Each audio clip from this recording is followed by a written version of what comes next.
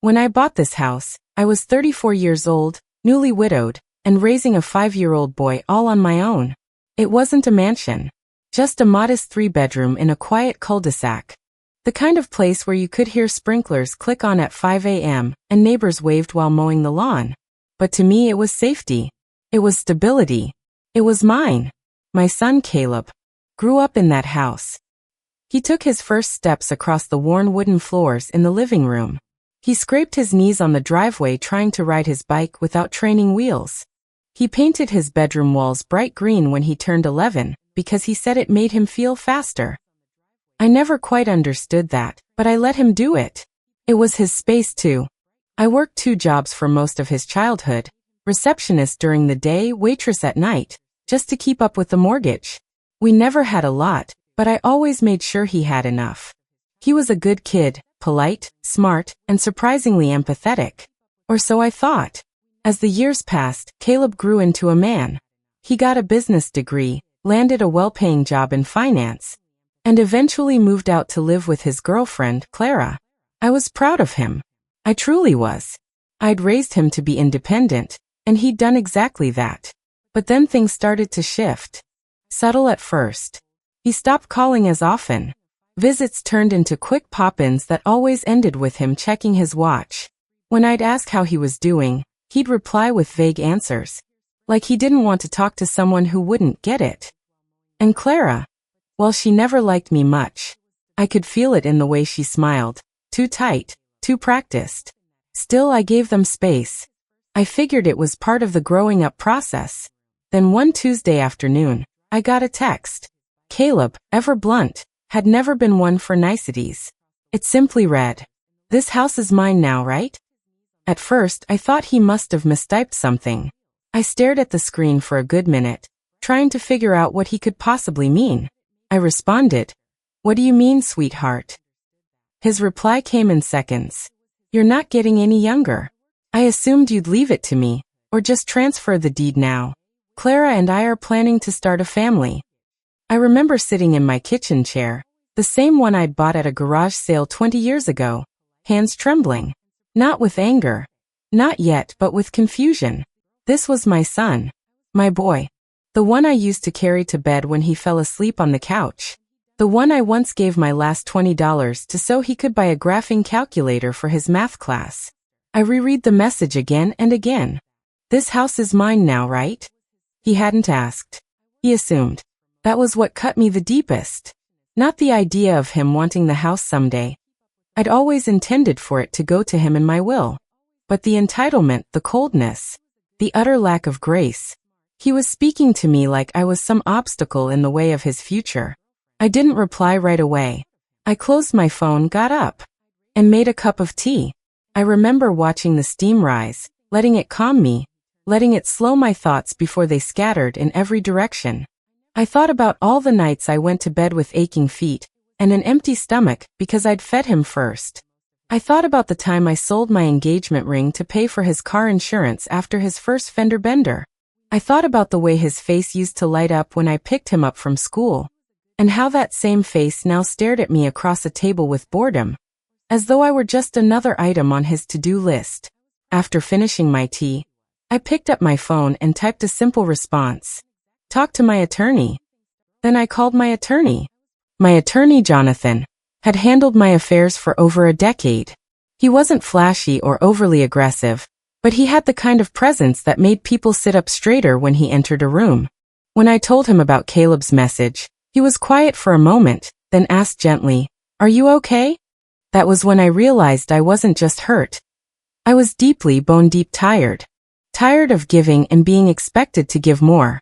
Tired of people assuming that just because I was kind, I was also soft. I wasn't. "I'm fine," I said. "But I think it's time I made sure everything is set in writing."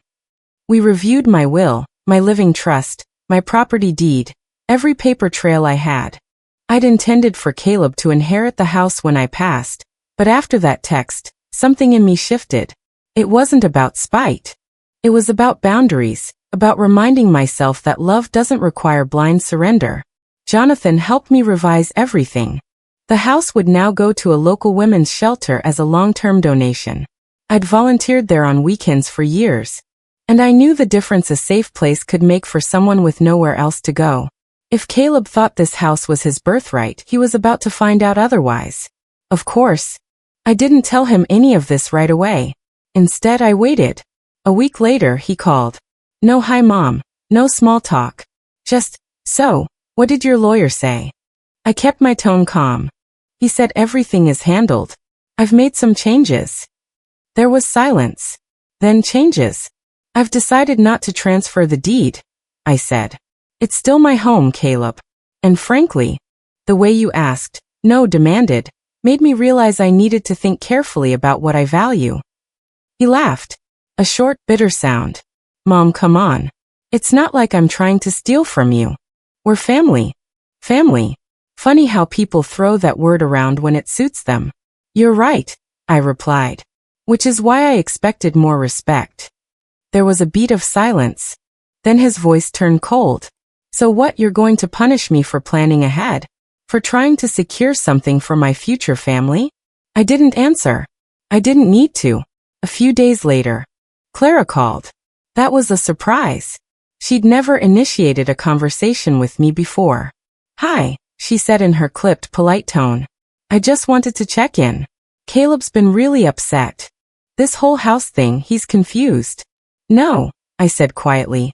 I think he's quite clear. She hesitated. Well, it just seems like maybe you misunderstood. He didn't mean to be rude. I smiled. Though she couldn't see it. I understood perfectly. He made it very clear what he thought I was worth. And what he thought he was entitled to. Silence. Then she sighed. Look. We're getting married next spring. We need a bigger space. We thought the house would be a good place to raise kids. It's not personal. But it is personal, I replied. This isn't just a house. Clara, this is my life's work. My memories. And more than that, it's still my home. I'm not dead. The line went quiet again. I hope the wedding goes well, I said before hanging up. A month passed. I didn't hear from either of them. I went about my life, volunteered at the shelter, worked in the garden, baked a little too often, and read books I'd put off for years. I felt lighter, freer, like I'd stopped waiting for permission to put myself first. Then one afternoon, I received a letter. It was from Caleb. Handwritten, surprisingly. The envelope was thick. Formal. I sat at the kitchen table and opened it slowly. It was a legal notice. He was contesting my mental capacity, claiming I was no longer of sound mind, and therefore incapable of managing my assets. His goal? To gain control of my estate before I passed.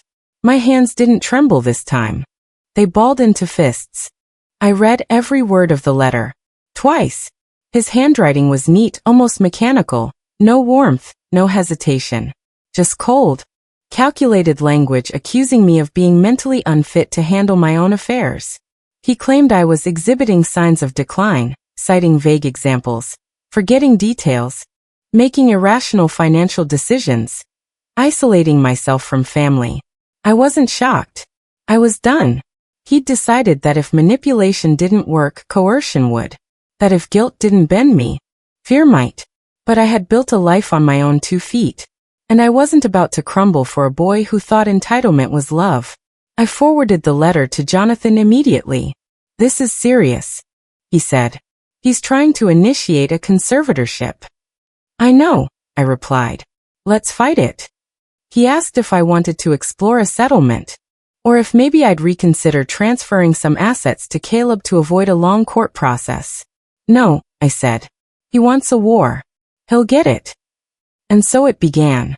Court documents, filings, phone calls. I had to undergo an independent psychological evaluation, which I passed with flying colors.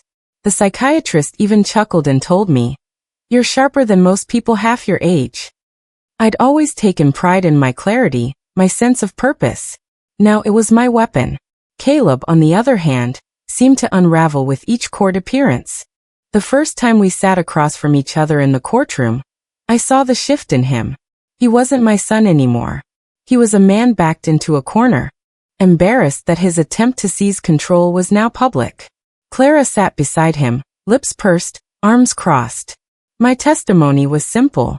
I spoke calmly, plainly. I explained how I had built my life from scratch after my husband died, how I had paid off the mortgage alone, how my recent decision to donate the house stemmed from values, not instability. When they called Caleb to testify, he fumbled. He spoke of concerns, not evidence. The judge asked him for specifics, dates, incidents, witnesses. He had none. He stammered through a statement about how most women her age aren't so independent. And I could see the judge's brow lift, just slightly. It was over before it even began. The judge dismissed the case, declared me fully competent, and made a quiet comment as she finalized the paperwork. It's admirable, Ms. Bennett, to see someone who protects her boundaries with such grace. Outside the courtroom, I walked past Caleb without a word, but I could feel his stare, hollow, burning, confused. He had expected a pushover, a mother who would crumble under pressure. Instead, he got a storm. But I wasn't done. I went home, pulled out the old photo albums, and removed the ones with just him. I boxed up the childhood toys I had kept all these years, his favorite stuffed bear, his Lego set, even the birthday cards I'd saved in a shoebox. I mailed them to his address with a note. Here are the things you left behind. The house isn't one of them. A week later, I got a message. It was short.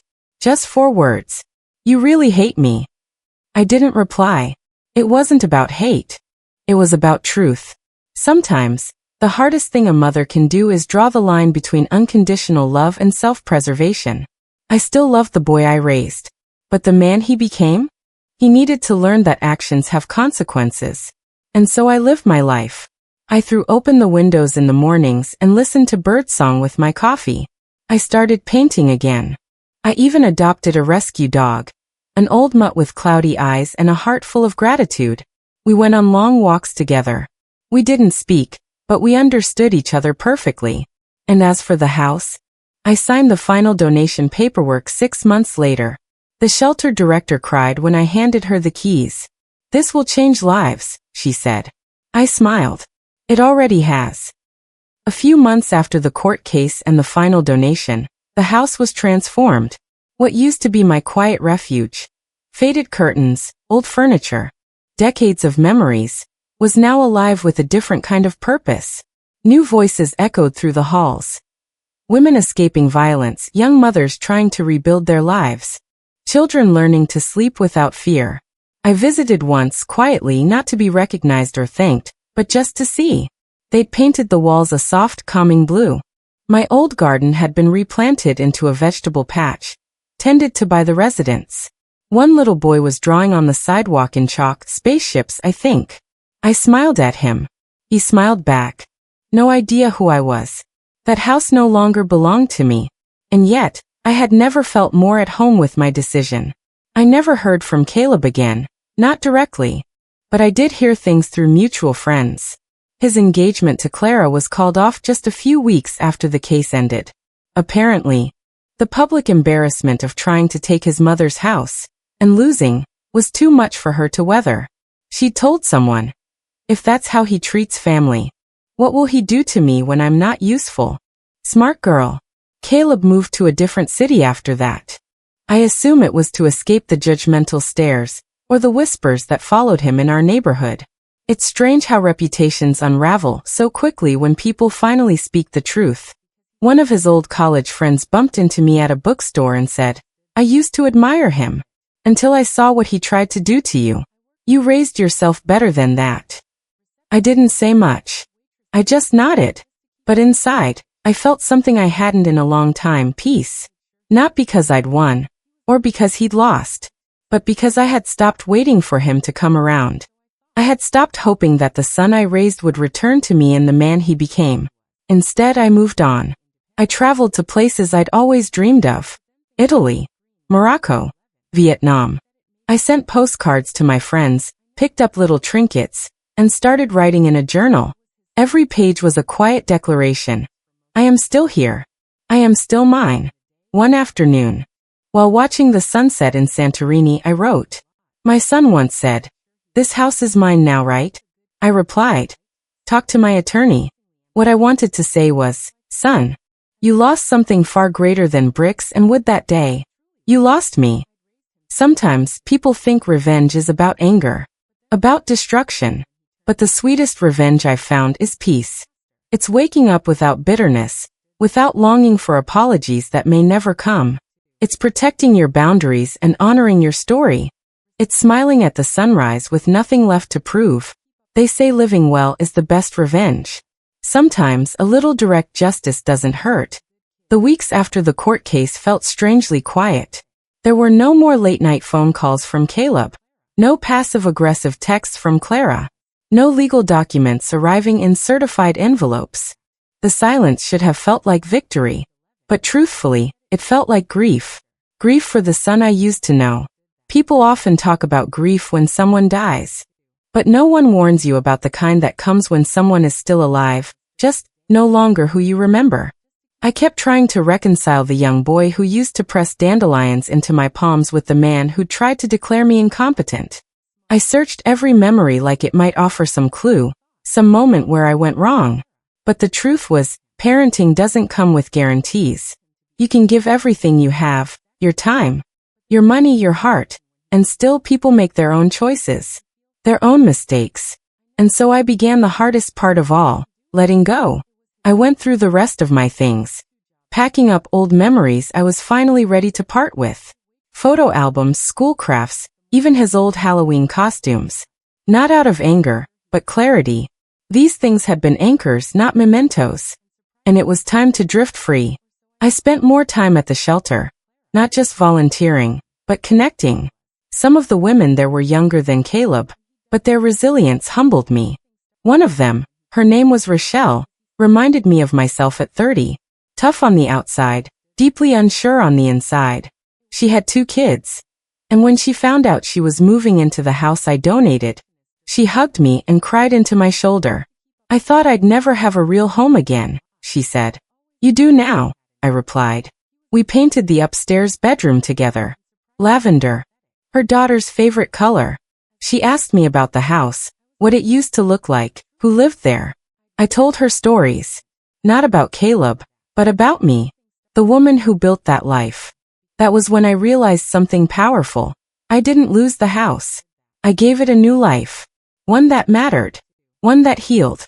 One Sunday afternoon, as I sat reading on my porch, a car pulled up in front of my rental cottage. It was a simple gray sedan. The windows were tinted, but I recognized the shape of the figure in the driver's seat immediately. Caleb. I hadn't seen him in over 6 months. My breath caught, not in fear, but in readiness. I stood, slowly, waiting to see what he would do. He didn't get out of the car. He just sat there, staring at me through the windshield. After maybe a minute, the window rolled down. He looked thinner, his hair messier than I remembered. He didn't smile. He didn't wave. He simply said, "Why did you do it?" His voice cracked just slightly. I didn't respond right away. I walked closer, but stayed on the sidewalk. Do what? Give away the house, he said. To strangers. You knew I wanted it. I studied his face. He looked exhausted. Not angry. Not cruel. Just lost. They're not strangers to me, I said. And wanting something doesn't mean you deserve it. He blinked, taken aback. I wanted a son who loved me for me, I continued. Not for what I could give him. He looked down, said nothing. I'm sorry, Caleb, I added. But this isn't something I regret. He finally looked up, and for the first time in a long time, there was no arrogance in his eyes. Just something like regret or shame. Clara left, he said. She said I used people. Said I was becoming my father. That hit harder than he probably realized. His father had been many things, charming, ambitious, magnetic, but ultimately, he left me with nothing but debts and silence. I didn't say anything. Some things don't need a reply. I guess I just thought it was mine. After everything, he mumbled. I nodded slowly. That's the problem. You thought love guaranteed inheritance. But love isn't a transaction. He sat quietly. Then, without another word, rolled up the window and drove away. He didn't look back. And I didn't go after him. After he drove off, I stood there for a long while, the soft breeze tugging at my sleeves like a child wanting attention. I watched the empty road where his car had disappeared and felt something curious. Not anger. Not grief. Relief. For the first time since this ordeal began, I knew I had truly closed the door. Not just on Caleb's entitlement, but on a version of motherhood I'd carried far too long. The one that said, sacrifice everything, no matter the cost. I had done that already, and it nearly cost me myself. The days moved slowly but sweetly after that. I returned to routines I'd forgotten I loved, early morning walks, tending to a small herb garden on my back patio, reading dusty old novels I'd been meaning to finish for 20 years. I joined a local community group. Other women, mostly in their 50s and 60s. Some widowed, some divorced, some gloriously single and proud of it. We held dinners, potlucks, little wine tastings in our kitchens. No drama. No expectations. Just laughter that felt honest. Earned. But every so often, Caleb would sneak into my thoughts. I didn't hate him. I didn't even wish him ill. But I also didn't pine for reconciliation. That was the part that surprised me most. I didn't need him to understand me anymore. That hope had quietly slipped away. And in its place was something stronger, acceptance. Then one afternoon, about 3 months after his unannounced visit, I received a package. No return address. Inside was a small box, neatly packed. A simple envelope on top with just my name written, Mom, in his handwriting. I hesitated before opening it. My hands were steady, but my chest stirred with caution. Inside the envelope was a short note. I've been in therapy. I've got a long way to go. But I want to start by returning this. You kept it all these years. Maybe I finally understand why. Caleb. Beneath the note, wrapped in tissue paper, was his old baby blanket. The one I'd sewn myself when I was still pregnant, pieced together from leftover fabric scraps, navy blue, soft gray, a strip of green from one of his dad's shirts. It had a little stitched moon in the corner. I'd packed that blanket in the box I sent him after the court battle, never expecting it to matter. To me, it was symbolic, a reminder of how far we'd drifted. I assumed he'd toss it. But here it was again. Not a declaration of change. Not a promise to rebuild. Just a quiet gesture. And that was enough for now. I placed the blanket in my linen drawer, not to treasure it, but to honor it. To honor us, in all our flawed, fractured, complicated history. And then I moved on. Spring arrived early that year. The cherry blossoms bloomed down by the park near my house. And I spent more time outside, watching people come and go. Families, lovers. Elderly couples walking slowly arm in arm. One morning, I ran into Rochelle and her daughter from the shelter. They looked different, stronger, happier. Her daughter wore a bright yellow backpack and beamed when she told me she'd made the honor roll. We still live in your house, Rochelle said, her smile wide and sure. But now, it finally feels like ours. I smiled back. That's exactly what I hoped for. That house, once a symbol of sacrifice, then a battleground, was now a place of healing. It had done its job. And so had I. In the end, this story wasn't just about a son who tried to take what wasn't his. It was about a woman who remembered what was always hers. Her voice, her peace, her power. They say motherhood is forever. But sometimes, to save yourself, you have to let go. When I walked into my attorney's office that morning, I wasn't the same woman who had tearfully packed up family albums the night before. I was steel. I was done waiting for my son to come to his senses. I laid out every detail for my lawyer, Michael. I told him about the text, about the way Derek had quietly manipulated our family trust, how he had visited my late husband's sister behind my back, and gotten her to support his twisted narrative. Michael's eyes narrowed. This isn't just a property dispute, he said. This is premeditated coercion. We drafted a cease and desist letter first, to stop Derek from further tampering with any of the estate's contents or documents. I didn't send it to Derek. I sent it to his lawyer. Then, I filed an official petition to review the trust's terms and reevaluate the division of assets under undue influence. The real gift, though, was that I had kept every email, every passive-aggressive voicemail, every demand masked as concern. The paper trail was pristine. The next move was subtle. I didn't call Derek. I didn't reply to his follow-up text after I told him to talk to my attorney.